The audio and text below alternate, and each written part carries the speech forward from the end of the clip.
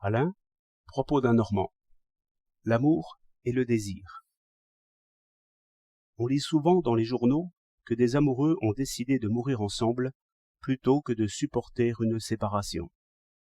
Or, si l'on est capable de sacrifier froidement sa propre vie, et bien plus la vie de celle qu'on aime, que ne sacrifierait-on pas?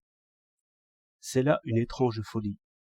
L'éducation, les autres affections, la tyrannie de l'opinion n'y peuvent pas beaucoup. On se tromperait tout à fait, je crois, si l'on voulait voir dans les passions de l'amour l'effet d'un désir de chair très vif. Cela, c'est un autre danger, ou, si vous voulez, une autre maladie, qui produit des effets tout autres. On se trouve alors bien plus l'esclave de ses propres besoins que l'esclave de telle autre personne. C'est par des désirs de ce genre, qui ne choisissent guère, et qui n'ont rien que d'animal en somme, que s'explique la prospérité des entreprises de prostitution en tout pays.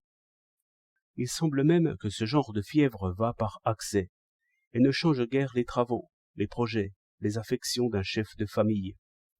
C'est pourquoi tous ces magasins discrets, où l'on loue des femmes comme instruments de plaisir, sont dans le fait tolérés. Bien loin de nourrir les passions de l'amour, tout au contraire, cet étrange commerce contribue sans doute à diminuer le prestige de l'amour, par l'avilissement, par l'indifférence, par la stupidité où il jette la femme. Et, par ces jeux d'opposition, on arrive bien à saisir ce qui fait la puissance de l'amour. Vouloir être aimé, c'est vouloir régner, et l'on ne règne ni par la force, ni par l'argent, ni par le plaisir qu'on donne, car ce sont de petites gloires. La vraie gloire est à persuader.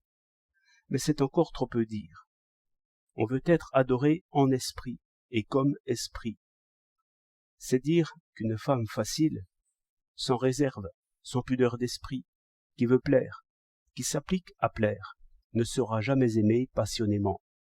Une femme qui se cache moralement, qui se garde, qui se réserve, qui a sa vie intérieure, qui rêve en dedans, qui veut en dedans, qui est à 100 lieues, qui regarde sans voir, qui fait l'automate, qu'on ne peut deviner, qui ne veut pas être deviné, qui reste à sa place, qui se suffit, c'est une femme de ce genre, et qui est sincèrement ainsi.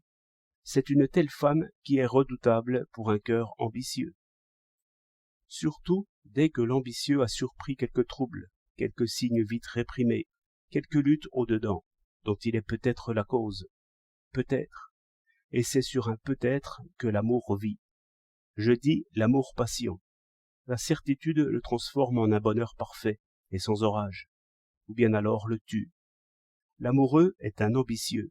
Il cherche des ennemis dignes de sa puissance et de belles victoires. Ou même, sans chercher de victoire, il s'intéresse aux avantages qu'il prend sans les avoir cherchés. Mais s'il vient à en douter, il en veut de nouvelles marques. Il s'anime au jeu. Il guette un regard, un mouvement.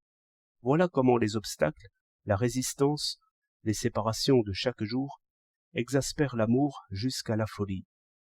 Mais l'attrait physique n'y importe pas autant qu'on croirait, et la débauche y est plutôt contraire. 28 mai 1911.